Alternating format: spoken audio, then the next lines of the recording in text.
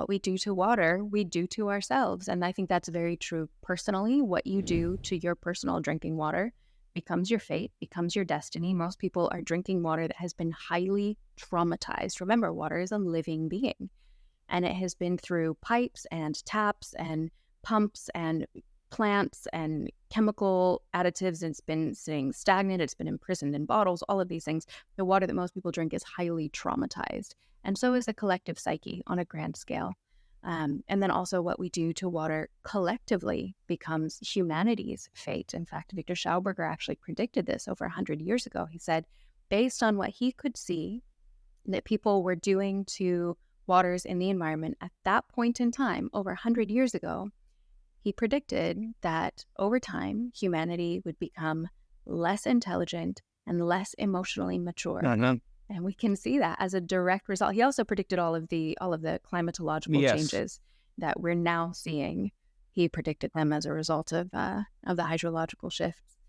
But I think if I were to, so I think that actually that kind of segues into the third point, because I think the third point is that water holds all of the keys to all of humanity's toughest questions. It is the source of life, and we have to turn to the source for answers. We have to get over this hubris of thinking that we know it all or we could figure it all out. Babe, it's been figured out. Nature figured it out. Water is the original wisdom.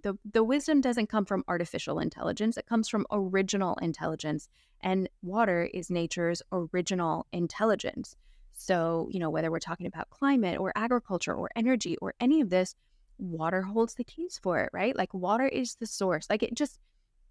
If we were to just look at energy, for example, how do we provide clean, low-cost, accessible to energy to everybody in a decentralized way? Well, in nature, water is the source of all life force energy in nature, specifically spiraling water. In fact, it was Leonardo da Vinci who said that water is the driving force of nature. And it is possible, as we've said, to derive free and nearly free energy from water. Stanley Myers invented that car. Apparently other people have invented these cars, these motors as well. Victor Schauberger invented a free energy device based on vortexes in Tesla's later work. He was getting really into water. Tesla was actually studying Schauberger in his later work. Gil Brown, Walter Russell, they talked a lot about infinite free energy from hydrogen and from water plasma. Schauberger actually said there's more energy encapsulated in every drop of good spring water than an average-sized power station is able to produce. And it's true. And if you look at medicine, for example, like we're in an absolute health crisis on this planet. Chronic diseases are at an all-time high. This is the first generation where we will not outlive our parents. We clearly have the poorest health we've had in human history. According to the WHO, 80% of diseases worldwide are caused by unclean drinking water. And according to Dr. Pat McGillich and others, and like many others who have been researching and studying hydration, actually all states of disease are reflective of a state of dehydration, whether that is depleted biowater or destructured biowater or deuterated biowater or demineralized biowater or just the stagnation of biowater. These different states of dehydration are at the core of all disease, because what happens if you, for example, have localized drought in one area of your body? You get inflammation in that area, you get acidity in that area. Dehydration is always at the root. And when you talk to these doctors that are treating hydration first, the results that they are receiving are absolutely astounding, right? And if you ask any indigenous medicine keeper as well, they'll tell you that water is nature's primary medicine. You've got Dr. Albert St. Georgi, Dr. Mushik John, Dr. Rustin Roy, Dr. Jacques Benveniste, all of these guys, Dr. Batman Gallage, May Wan Ho, they all predicted that one day water itself will be used as medicine, that water is the primary medicine, and that we don't need anything more than that if we truly understand the wisdom in water. So, and there's so many different types of waters that prove this too. Like it's not just water, just spring water. There's double helix water, there's deuterium depleted water, there's Canton marine plasma, there's molecular hydrogen water, there's magnetized water, there's homeopathic water, there's infusical water, not to mention some of the springs around the world, like the spring at Bernadette's Grotto in Lourdes, France, or the spring at Tlacote in Mexico, or Nadana in India. These waters are so miraculously healing that pilgrims have traveled thousands of miles for hundreds of years just to drink of this water and receive miracle cures. Well, the more we recognize what makes those waters special, the more we can actually replicate those natural processes in the waters we drink. And that's just drinking water in terms of medicine. Like, that's not even to mention hydrotherapies like naping and balneology and ice baths, etc. Like, water is life, right? So if medicine aims to save lives and improve the quality of life, then health has to mean saving and improving the quality of water, the quality of hydration. If water is life, then hydration is health. And then, so that's energy, that's medicine.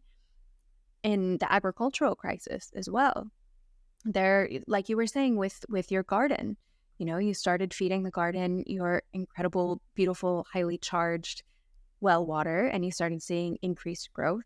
Well, we're seeing this all across the board, that there are certain forms of water, specifically coherent full spectrum water, that can actually completely restore the microbiome of the soil. And we all know that there's a soil crisis. I'm sure many of the listeners have probably seen the documentary Kiss the Ground. Yeah, we've had many podcasts on that, and many more coming. Beautiful. Well, he's not a doctor, sorry. Dolph Zantiga and his team, the Anna Lemma team, has been showing that if you water crops with water that has the full spectrum of light frequencies within it, and it's perfectly coherent, you can actually restore the microbiome of the soil, even if there is measurably zero microbiotic presence, even if there's no measurable microbiotic activity whatsoever. It's almost like it is just generating de novo life forms from scratch. And that's just scratching the surface when it comes to agriculture. There's so much here. I actually want to create a whole course just on agriculture.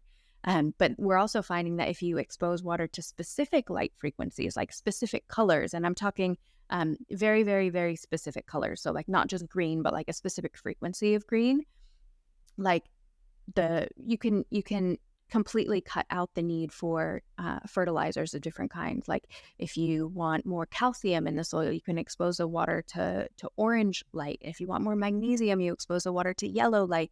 If you want more hydrogen, it's red. More iron is yellow.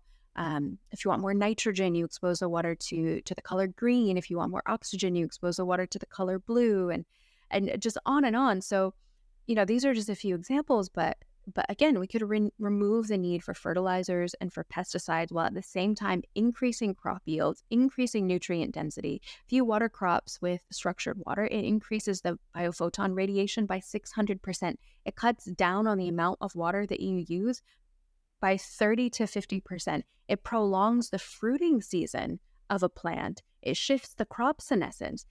Just by shifting the water alone, right? Because the food that we're growing, they're bodies of water just like we're bodies of water. They need good, high quality hydration just like we do.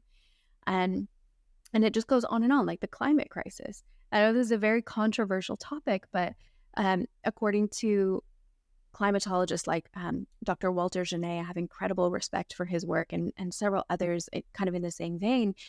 The climate shift is not due to carbon. That doesn't even make sense. The climate is shifting due to the depletion of the hydrological cycle. No, it doesn't. I've studied it myself. No, it doesn't make any sense. Carbon only mediates 5% of energy transfer in the atmosphere, only 5%.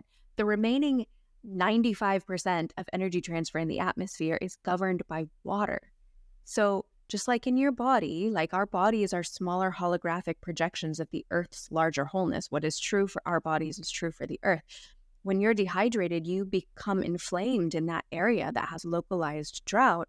And then there's heat, and then there's acidity. And the same is true of the Earth, where there's drought due to poor water management practices and due to water privatization. And those are the causes. Poor water management practices and water privatization. The Earth warms up in those areas. It gets inflammation in those areas, and the amount of land that has been stricken by serious drought just in the past 50 years has more than doubled. And the media is all about carbon, but this isn't due to climate change. These regions are not stricken by drought because their climate is changing.